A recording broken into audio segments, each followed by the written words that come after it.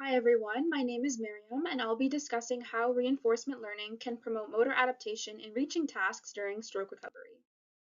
After a stroke, many people have trouble moving their arms, which limits their independence in daily activities. Once emergency care is complete, rehabilitation is often the only lifeline to recovery and independence.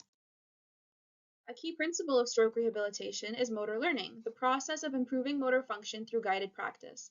However, we lack objective tools to assess how much motor learning remains intact after a stroke, and as a result, rehabilitation often becomes a trial and error process, where therapists are forced to rely on subjective judgment to select treatments they believe will be most beneficial for each patient.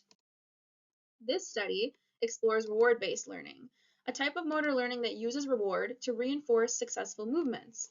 It relies on the same brain circuits that keep you eating the foods you like and scrolling on social media. While reward-based learning has been shown to improve motor learning in healthy adults, evidence in stroke survivors is limited. Our goal was to compare reward-based learning between stroke survivors and healthy adults, and determine whether stroke survivors can learn to make accurate arm movements when they receive reward. We tested participants in a Kinarm exoskeleton robot shown here. The Kinarm supports the arms in a horizontal plane, allowing reaching movements to virtual targets presented in a workspace. It reduces the effects of fatigue, weakness, or restricted range of motion often seen after stroke. This allows us to measure motor learning more accurately. Participants were instructed to guide a feedback cursor representing their unseen fingertip between virtual targets. During these reaches, the robot applied small lateral forces that displaced their hand off course and created systematic movement errors. At the end of each movement, participants earned points based on accuracy, with points ranging from 0 to 10. Straighter movements earned more points and were therefore more accurate. Points accumulated and the participants' total score was displayed at the top of their workspace to reinforce performance. Most stroke participants were in the chronic stage of recovery, although some were in the early subacute phase. Healthy controls were adults with a similar age distribution and no neurological or musculoskeletal issues. We analyzed three phases of performance: baseline before the force was introduced, adaptation when the force was applied, and washout when the force was removed.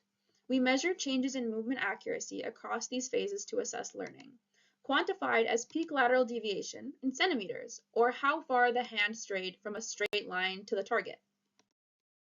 Preliminary findings showed that stroke survivors can adapt with reward-based feedback, though to a lesser extent and with more variability than healthy controls. Looking at the hand paths, the dashed lines show the first trial after the force was introduced.